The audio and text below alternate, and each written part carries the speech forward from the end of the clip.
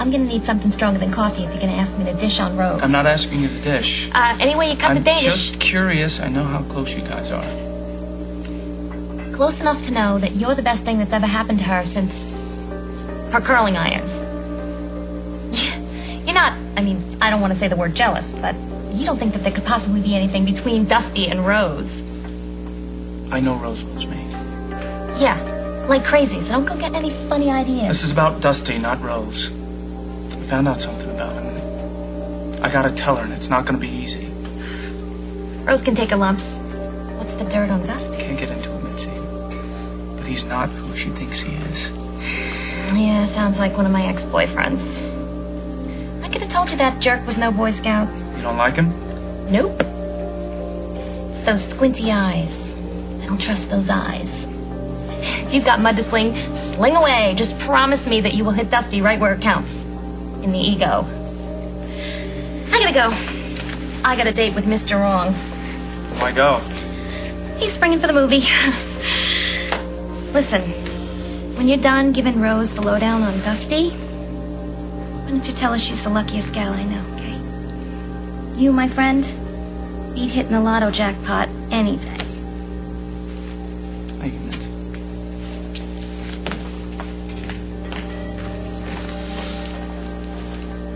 Come on, Rose. Where are you?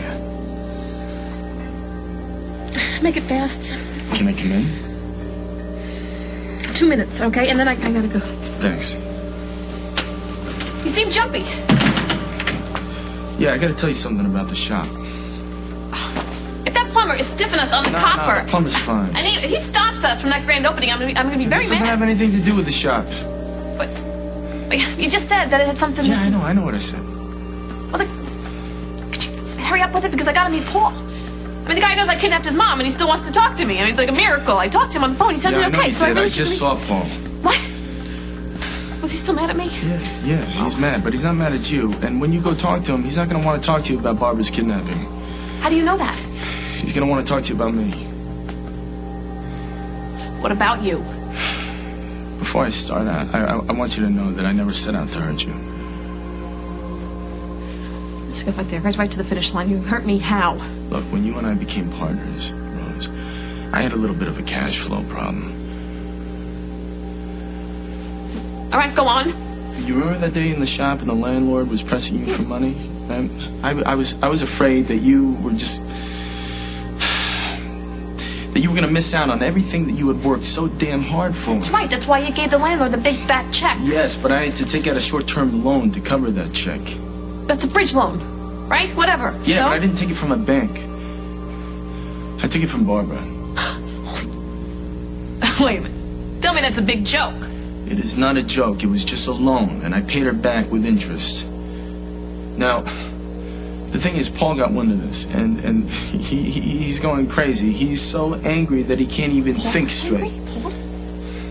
What about me? You tell me that you make a side deal with this person? You're letting her into my life and you don't say boo about it? What?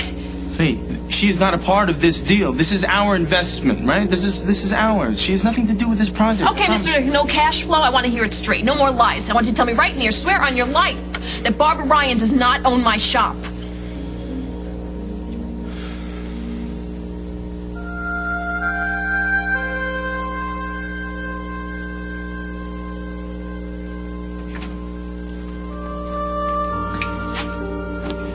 Are you okay?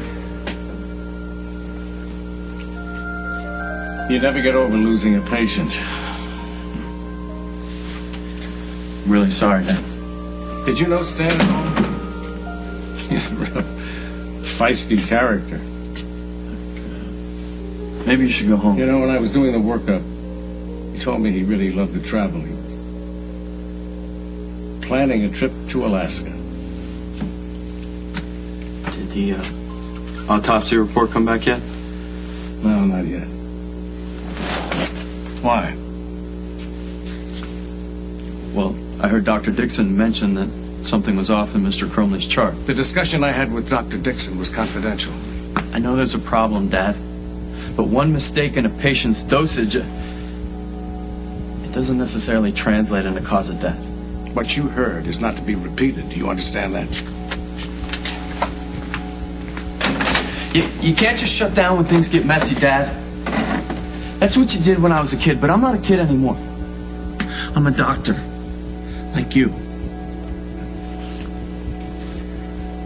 I just wish you would confide in me, that's all. Don't push me on this, Chris. I'm not trying to make things worse. I made a mistake. I have to live with that mistake. And nobody can help me with it. Excuse me? Dr. Champagne is going to live here? I knew you would take it the wrong way. Just wait a minute. She has every right to be a little confused. I'm not confused. I was supposed to be gone for a year, so, hey, Mom made other plans. I should have told you about Rick, but everything happened so fast.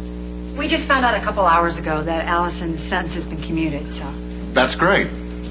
Please, you don't even know me. Alison saved the life of the matron at the detention center. Does he know why I was in there? Your mother told me. Well, what else did she tell you before she gave you my room? Alison, nobody is co-opting your place in this house. As I've been trying to tell you, Rick is a colleague of mine. We met at a medical conference in Orlando. Rick came here to interview for a job, and he needed a place to stay, and Mom offered because they're friends. Since when? A couple of weeks ago. Wow, 2 whole weeks. Allison, I know it's crazy, but when your mother told me that there was a position in my field at Memorial, and, well, I knew I had to act fast. And, well, she spoke to Dr. Hughes and put a good word in for me, and it worked. Well, he must not be paying you much if you have to live here. I have a room at the Lakeview. So live there. He is until tomorrow. You're kidding. He's like your boyfriend?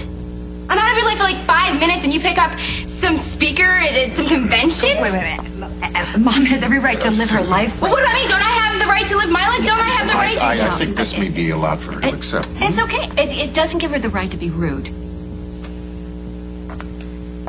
Alison, I love you. I'm glad you're home. You showed more courage in that detention center than most people show in a lifetime. But unless you lose this attitude now, you'll spend your first night home grounded. Understood?